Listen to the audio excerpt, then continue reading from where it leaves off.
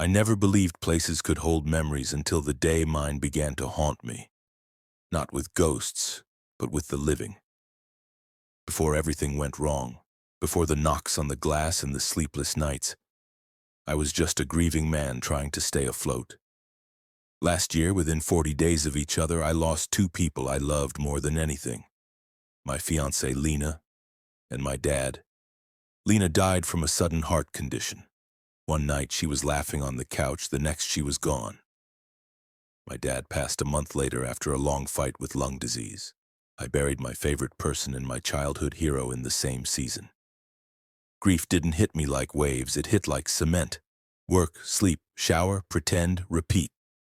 People kept telling me, "You're doing so well," as if functioning was the same thing as healing. It wasn't. I lived in a small apartment in Northwood Terrace, Oregon. 10 miserable years of memories with Lena hanging on every wall like portraits of an old life. My friend Riley, who'd been by my side through everything, finally said, "Dude, you keep living in that place. It's gonna eat you alive. Come stay with me. Fresh air, fresh walls, fresh everything." I resisted. I told her I was fine, that I didn't need saving. She saw straight through that lie. 2 weeks later, I was unpacking at her condo in Silver Pines, a quiet neighborhood with tree-lined sidewalks, friendly retirees, and those annoying slow-down kids at play signs every 20 feet. Her place had big windows, a shared patio, a little courtyard with grills. Peaceful, safe, normal. Or so I thought. How could I know that within 3 months I'd be afraid to sleep, afraid to close blinds, afraid to look toward the patio after sunset? Because that place, quiet, friendly Silver Pines, is where I met the man who nearly destroyed my mind. And it started on an ordinary walk home. It was a Thursday in early October. Work had been slow, the weather was nice, and I felt, strangely, like I could breathe for once. On my way back, I stopped at Brooklyn Park, a small patch of grass between the tech campus and the neighborhood. Kids were screaming on the playground. A guy was throwing a frisbee to his golden retriever. Someone was skateboarding on the path. Typical suburban stuff. I sat on a bench and took a moment to let my brain be quiet. That's when I heard him. Hey man, quick question." I looked up. A man approached, maybe mid-40s, slightly handsome but worn down like someone had taken sandpaper to all the edges of his life. His hair was messy, his face unshaven, his eyes bloodshot. He wasn't wearing shoes. He carried 3 strange things: a dirty children's chalkboard, a ripped brown grocery bag full of papers, a broken CD tower shelf. I gave a polite half smile. "Yeah? What's up? What time you got?" he asked. I told him. He didn't leave. Instead, he sat down next to me, right up against me, way too close. "You live around here?" he asked. Nearby." He nodded, but his eyes were wild, scanning everything. Then he started talking. Fast, chaotic, nonsense mixed with reality. "Got released yesterday," he said. "County jail don't give you jack. Just push you out the door like trash." "Oh, sorry, man. You know any tattoo shops around here? I want to get something done. Something that sticks it to 'em. Fia doc right on my ribs. 38 violations, 38. They better pay for the damn ink." I swallowed. He leaned in closer, voice dropping. "You ever get a tattoo from a dude in his kitchen? Don't do it. Almost lost my arm once." I forced a laugh. "Good tip." Then he noticed the small pin on my bag, from a local LGBTQ bar me and Riley loved. "You go there?" he asked. "Sometimes. I hooked up with a guy in there once. Wild night." He paused, looking me up and down. "But young ladies, they're my real problem." Red flags shot up like fireworks. "All right, man, I gotta head home," I said, standing. "Hey, don't gotta run away," he called after me. "I'm friendly." I walked fast, didn't look back. At the time, I thought it was just a weird encounter. I had no idea he would follow me. I had no idea the nightmare was only beginning. The first scare happened a week later. It was 4:57 a.m. I woke up to a man's voice screaming so close I thought someone was in my room. "Hey, what the hell are you doing?" I shot upright. My heart hammered. The yelling was outside, right next to my bedroom sliding door that opened onto the patio. I ripped the blinds open a few inches. The man from the park was curled up, sleeping against my glass door. My neighbor, a big dude named Derek, was leaving for work and had nearly stepped on him. "Get up! You can't be here!" Derek yelled. The man jumped up, grabbed his chalkboard, and sprinted off the patio barefoot. I stood frozen, sweat dripping down my neck. Derek knocked on my door. "You good, man?" he asked. "Yeah, thanks, I wasn't expecting that." He chuckled awkwardly. "Probably just a homeless guy looking for warmth. This neighborhood's safe, don't worry." I wanted to believe him. God, I wanted to. 2 weeks passed. No sightings. Then came the night I will never forget. 3:12 a.m. I woke up because something in my brain recognized danger before my conscious mind did. I opened my eyes. It was coming from my bedroom sliding door. Every hair on my arm stood up. The room was dark except for the faint glow from the street lamp leaking through the blinds. I turned my head slowly. A silhouette stood outside the glass. Tall. Still. Watching me. I couldn't breathe. Then came the sound that ruined my sleep for months. A slow, heavy kick against the glass, thud, not enough to break it, just enough to test it, just enough to let me know he could. My hands shook as I reached for my phone. The moment I turned on the lamp, the silhouette lunged back and disappeared into the shadows. I called 911 with a voice barely working. The police arrived, 2 officers, Ramirez and Holt. They checked the patio, then reviewed the building cameras with the security guard. What they showed me made my stomach flip. The man had not only been on the patio, he had gotten inside the building, multiple times, slipping in behind people entering, sitting silently in the lobby, walking the hallways at 2 a.m. Sometimes trying door handles softly. Slowly, like he was seeing who forgot to lock theirs. "Jesus," Holt muttered. "This guy's persistent." I watched silent footage of him standing outside my unit door at 1:38 a.m., head tilted against the wood, listening. I felt sick. Officer Ramirez said, "He might have followed you from the park, or latched onto you after seeing you on the patio." Latched onto me. Fixated. Words that stick in your skull like splinters. Weeks passed with no movement. I started to convince myself he'd moved on. I was wrong. It was a Thursday night. Riley was on a double shift. I ordered pizza, watched bad TV, tried to pretend life was normal again. Around 11:30 p.m., I stepped into the hallway to grab a package. Something was under my welcome mat, a folded piece of lined paper. My stomach dropped as I opened it. Messy writing, hard strokes, ink pressed so deep it almost tore the page. "You still not safe." Nothing else. No name. No threat. Just a statement. A truth. I ran inside, locked everything twice, and called the police. Again. Footage showed him placing the note at 11:11 p.m. He looked straight at the camera before walking away.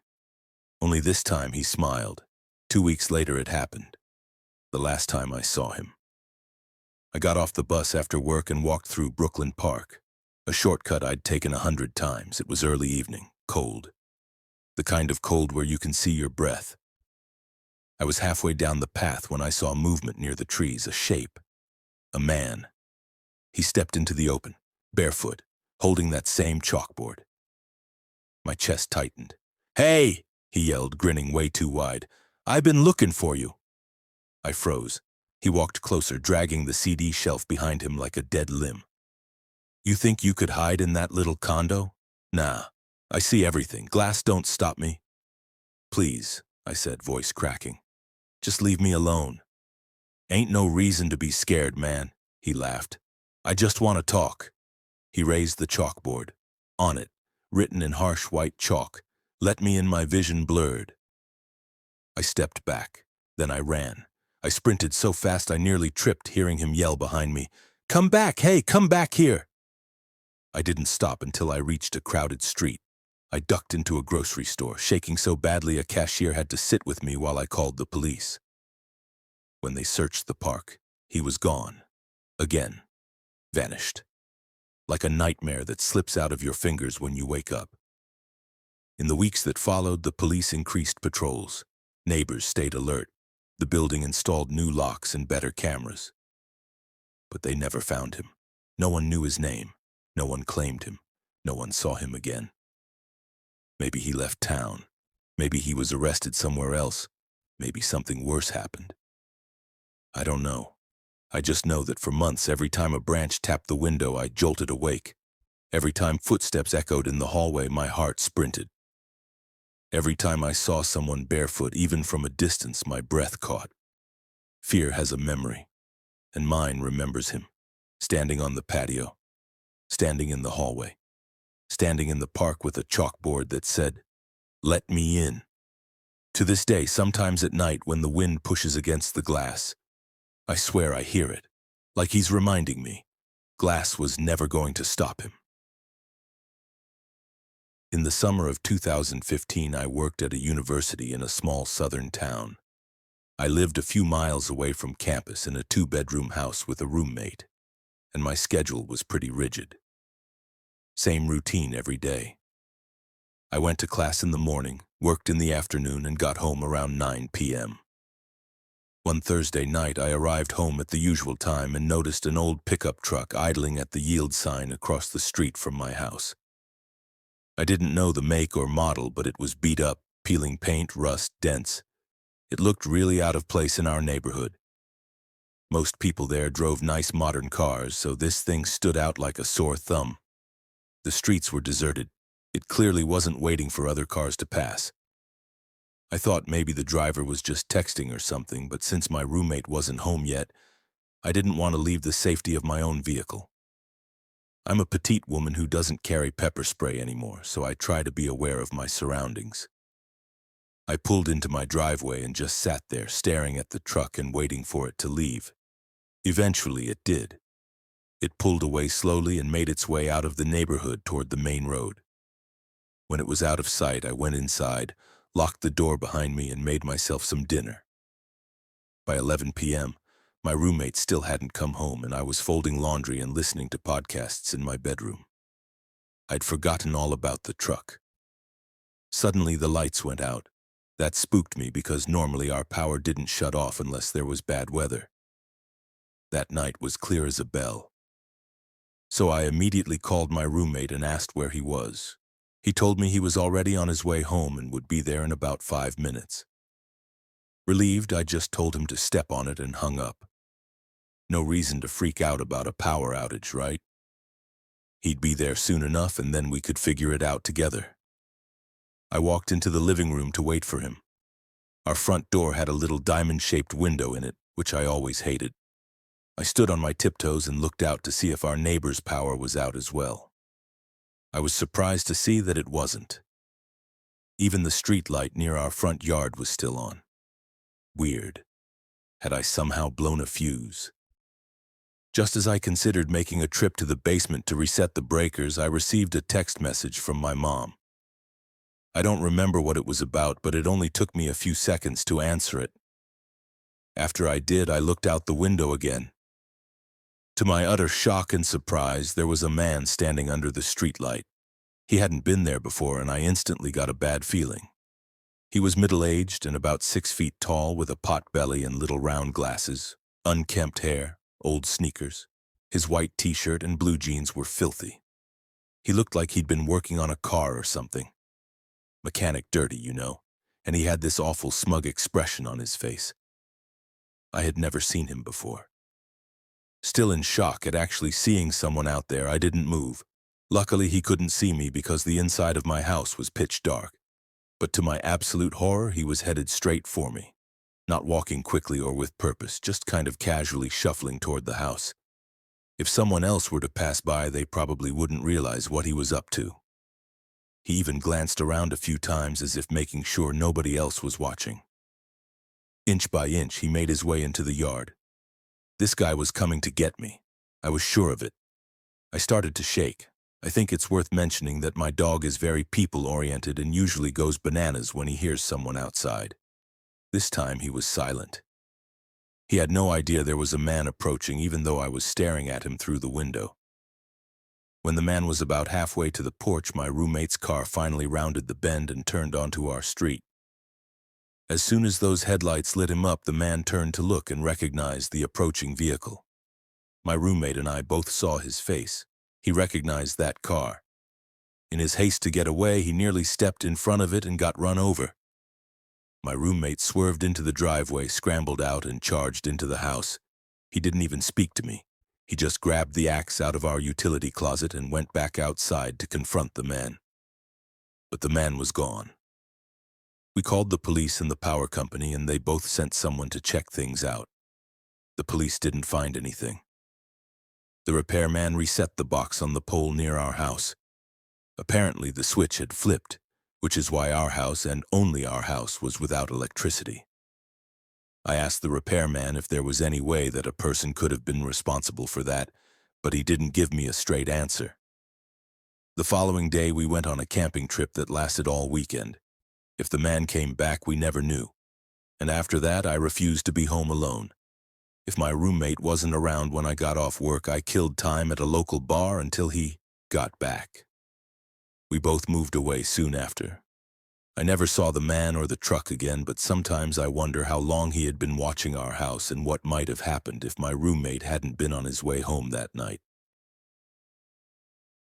This happened to a friend of mine who lived in the same neighborhood as me when we were about 8 years old. My friend E and her family lived just a few houses down the street from mine. We lived in a neighborhood where almost everyone knew each other. The biggest worry we ever had was that some outsider would come into the neighborhood and cause trouble. Some people left their homes unlocked because we felt that safe. There was an incredibly nice family that lived directly across the street from E's house. A mom, a dad, a 16-year-old son, and their other mentally challenged son who was 22 years old. I'll call him Tim. Tim was always home because he wasn't employed due to his disability. But his parents worked full-time and his brother was in school. All day, every day, he would be outside waving and smiling at anyone who drove or walked by. Big smiles, showing all his teeth and sometimes giggling, just out of pure excitement and happiness at interacting with other people since he spent most of his time alone. He was not creepy. One day, E was sick and didn't go to school even though she was only about 8 or 9 years old. E was allowed to stay home sick by herself. Plus, her mom was going to be home around 2 p.m. since she only worked part-time and the neighborhood was safe. He locked all the doors except the one that led into the garage.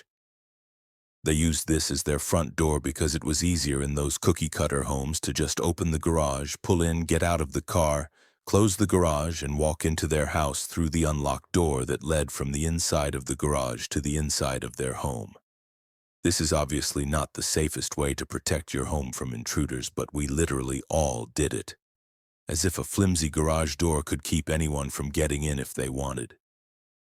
The worst part is that they had an outside cat and kept the garage door cracked just enough for him to get inside for his food or shelter if he needed to.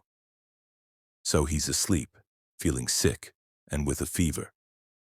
All the doors and windows are locked except the door leading to the cracked garage door. Tim was bound to know she was home alone since he was outside the front of his house all the time. E wakes up to pounding on the front door. Startled, she walks downstairs and looks through the peephole.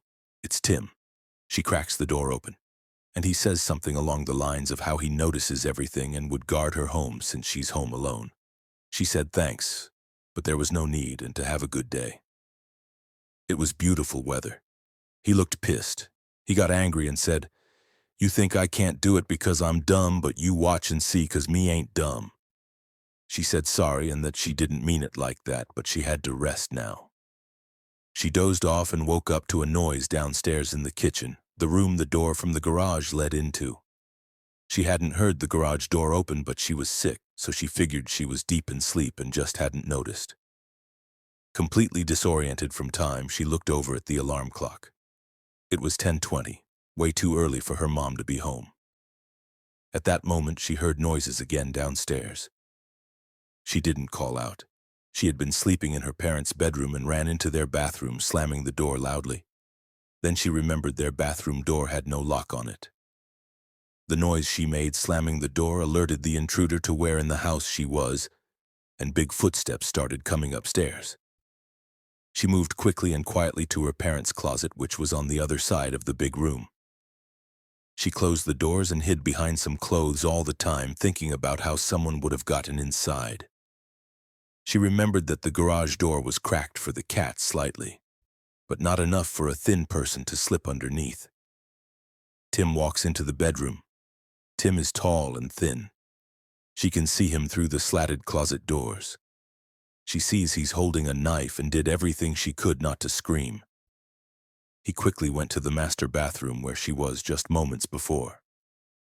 These cookie-cutter houses only had about 3 floor plan layouts, so it wasn't hard for him to find. He looked inside the bathroom and didn't see her. Then he started making loud, throaty noises like someone would if they were frustrated and angry while pacing the entire house.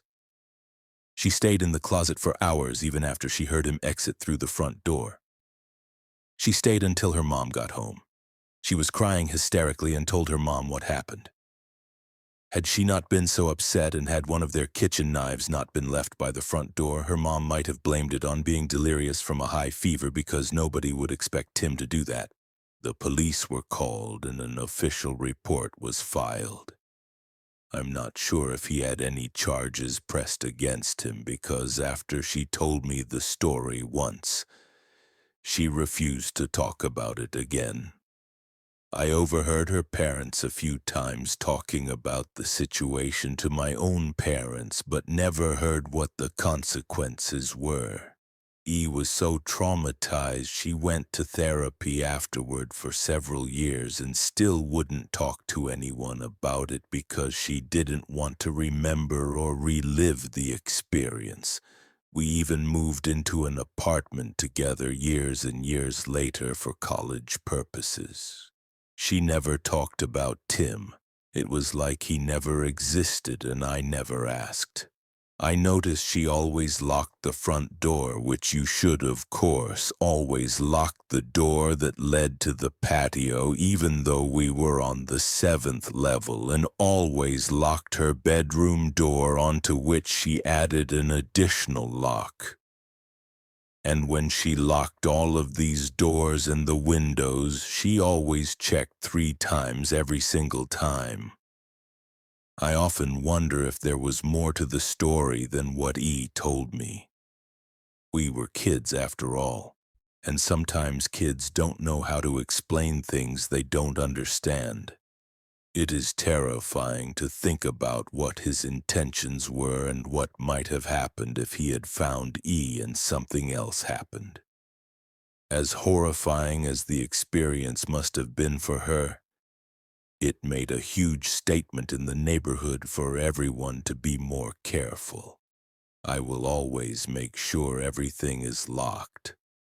One summer, my cousin and I were riding our bikes back from the local corner store, something we did often because that store had the best subs. My house was only about 5 minutes from the store, and we always took the hill so we could coast down it. On this particular Saturday, the hill was under construction, so we had to go the long way back home, which would take only an extra 5 minutes. We got our subs and hopped on our bikes to pedal back to my house. I had music playing on my speaker and we were laughing and singing along when I spotted a pickup truck trying to come up behind us. We were splitting the road, so I told my cousin to stop and wait on the side so the truck could pass us. The truck slowly went by, and once it did, my cousin and I pedaled off towards home again. I saw the same truck go into a parking lot and turn around. I wondered what they were doing there. I live in a very ethnic neighborhood that's mainly African-American and Hispanic. And the men sitting in this truck were white. They had an American flag and a Confederate flag. And that's when I became extra cautious about this particular bike ride. My cousin and I were about 11 and 12 years old, me being the older one, and we are both African-American females. At this point, I started to panic. I told my cousin to be wary of the truck and let's go.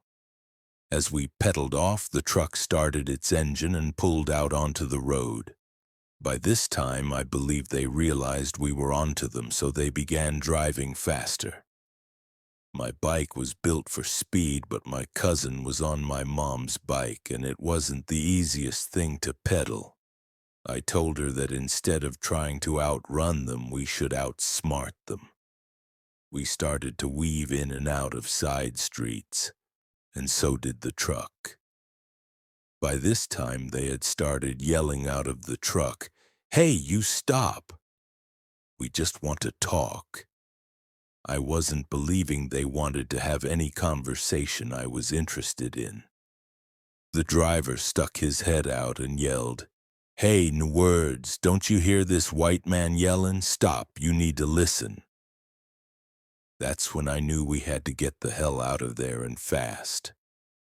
I glanced back every so often, and on my final glance I noticed the passenger had a gun in his hands. We live in the countryside, so I knew that was most likely a gun used for hunting. At this point, we were being hunted. I was nowhere near my house because we had pedaled all over my neighborhood, not wanting them to know where I lived. We had pedaled for our lives, and the truck was gaining on us, running stop signs and everything. Somehow we managed to gain some space between us and the truck. My cousin and I darted behind a church and hid. We saw the truck slowly go by us, and they didn't notice us. They stopped their truck, and I was terrified they were going to get out. But thankfully they never did.